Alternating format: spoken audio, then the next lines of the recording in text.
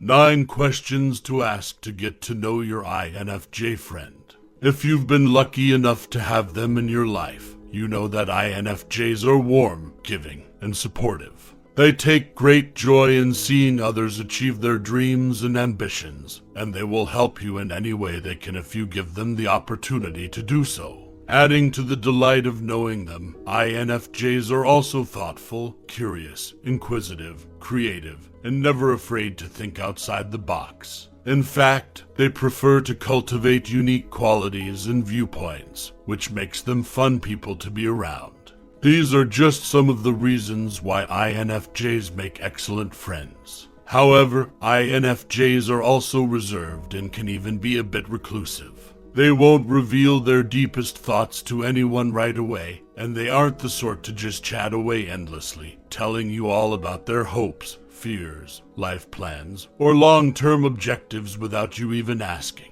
If you want to deepen your interpersonal connection with an INFJ, one of the best ways to break through is to ask them open-ended questions that require some thought and reflection before being answered. Despite their general reticence to reveal too much too soon, they will normally respond favorably to this type of approach, and they will find the type of conversation that ensues satisfying and stimulating. As you listen to their carefully considered responses, you'll acquire some tremendous insights into their personality without putting them on alert or making them feel uncomfortable. You'll undoubtedly come up with 2 or 3 questions on your own that you're just dying to ask.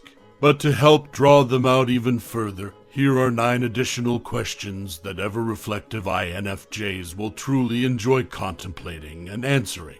Question 1. If you wrote a novel, what would it be about? There is a higher percentage of INFJs who want to become writers than any other personality type.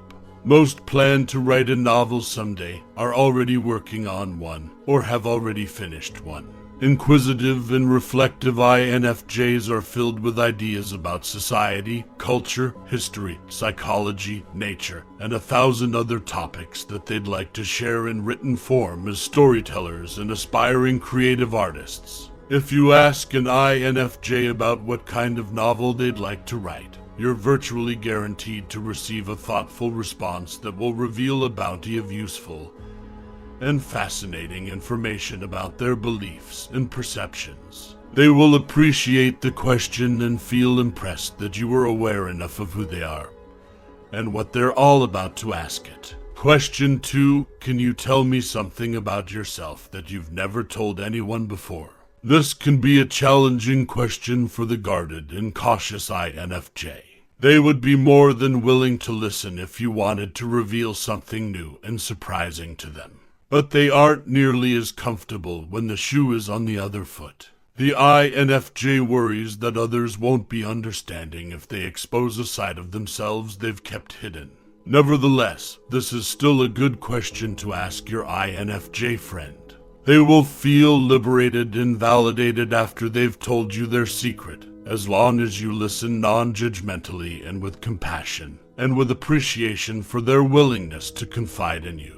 Like everyone, they have a need to talk about all aspects of their lives, and if you are receptive, they will feel much better about their choice to reveal all afterwards. Question 3. What motivates you? If you ask an INFJ to discuss their true life motivations, it invites the type of self-reflection that naturally veers into Myers-Briggs territory. If they are familiar with the 16-type Myers and Briggs personality typing system and accept its premises, they will tailor at least a part of their response to what they know about being an INFJ.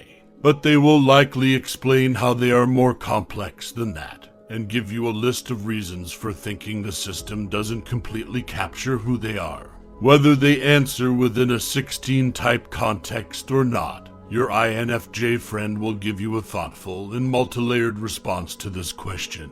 That response will be educational for you and help guide your actions and suggestions in the future.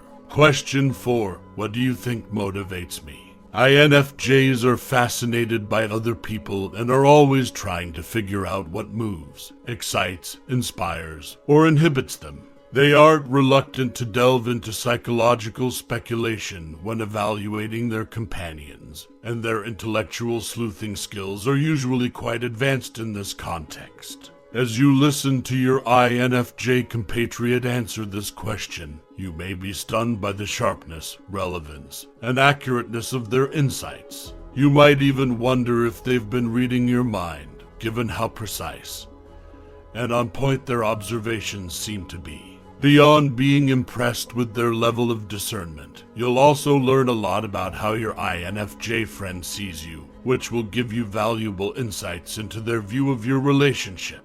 Question 5. What are you most worried about right now? There are two ways INFJs can go when they're asked this question. They can personalize it and talk about what has been happening in their own lives. Or they can choose to address it within a grand scheme framework that focuses on the larger problems faced by society and humanity in general. If your INFJ friend chooses to speak about a larger societal issue, it will give them the chance to engage with you on a more serious level, and they are always down for that. If they make it more personal, it means they're developing trust in you and are interested in hearing your opinion about how they should deal with troublesome circumstances. From your perspective, any answer they give will help you learn more about what's on their mind and in their heart. Question 6. Have I done anything to disappoint you? INFJs are sensitive to any perceived slight. They can be extremely sensitive to criticism, and if people disagree with them, they may take it personally and have trouble accepting that others aren't necessarily rejecting them just because they have a different viewpoint. Unfortunately, INFJs also dislike conflict. As a result, they will often suppress or deny their feelings when they're upset. So if you've done something that triggers their insecurities or leaves them feeling hurt or confused, they will usually hide their reactions instead of bringing things out into the open. The only way you can learn about their sensitivities and vulnerabilities is if you can convince them to talk about their feelings honestly and freely as a way to clear the air and give you a chance to make amends. Question 7. Do you think you've done anything that disappoints me? As sensitive and caring as they are, INFJs are often filled with regret or guilt about times when they fear they weren't as compassionate, helpful, or respectful as they should have been. Their chief ambition is to make a positive impact on the world and in the lives of people close to them, and they can be their own worst critics if they think they've failed in this vital mission. Your INFJ friend might give you multiple examples of times they didn't do enough to assist you. By encouraging them to talk about it, you can reassure them that you appreciate their support and friendship and haven't felt let down or shortchanged by them at any point. This will be a kind gesture on your part, and your conversation will provide you with some marvelous insights on the way your INFJ views themselves and their place in the world.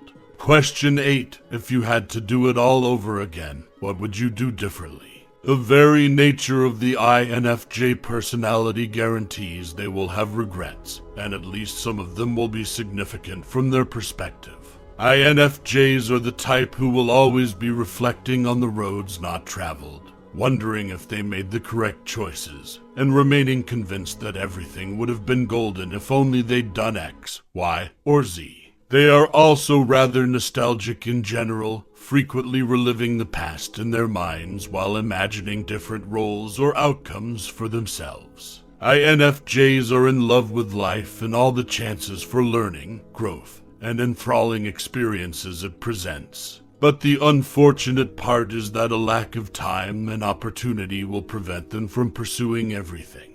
If you can get them to open up about this topic, you'll learn a lot about what drives them and what changes they wish they could make. Question 9. What do you think I should do? If you have a problem, your INFJ friend will be anxious to offer you their guidance and assistance. That's why they're known as counselors. They will greet you with warmth and compassion when you're troubled and uncertain, and well thought out advice when you have a difficult decision to make. When you show a desire to seek out their counsel, it will strengthen the relationship between you and your INFJ companion, giving it a whole new dimension. They will reciprocate by asking your advice when they're facing difficulties or don't know how to proceed, and you'll get to know them much better once they've identified you as trustworthy and are willing to open up to you about their fears and concerns.